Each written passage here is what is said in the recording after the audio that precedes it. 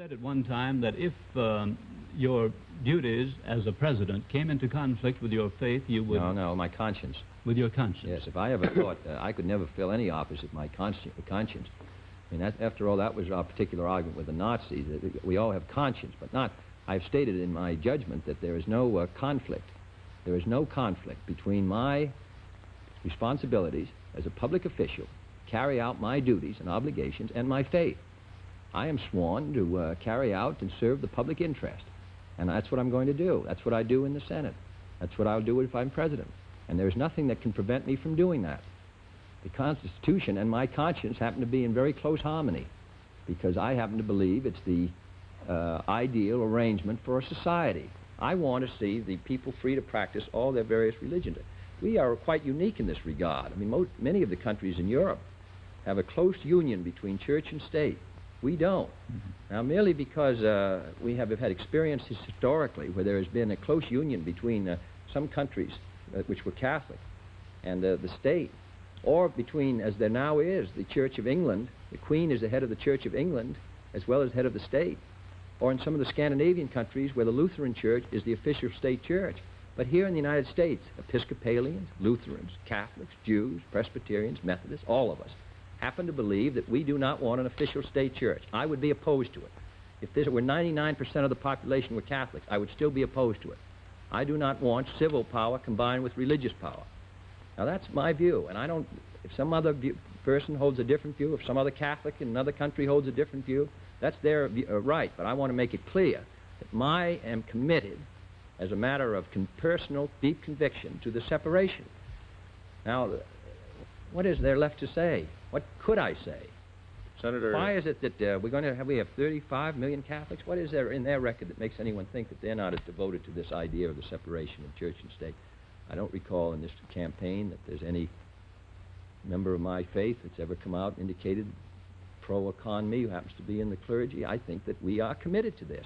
And even if I'm not elected president, which is possible I won't be, that is where I stand. And in my judgment, that is where the great majority of my co-religionists in this country stand.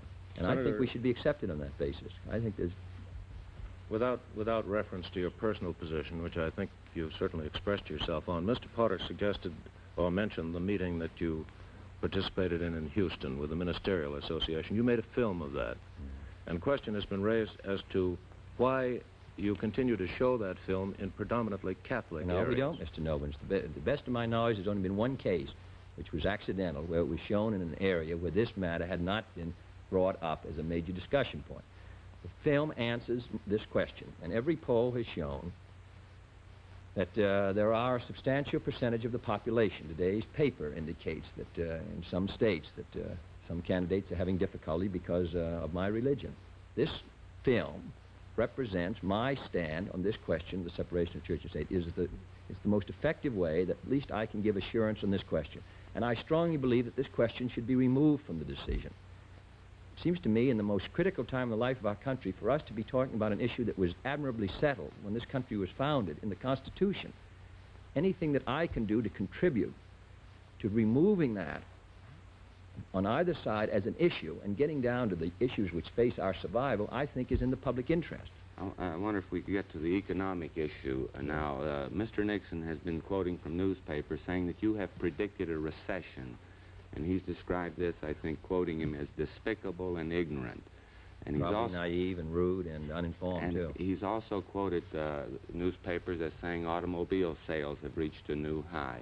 I wonder if you could tell us how you view the economy now and just what your position on it is. To the best of my knowledge, I've never said we were in a recession. I said there's danger of recession. I said the winter of 1961 could be difficult. I quoted the Wall Street Journal, which has said we've been in a recession.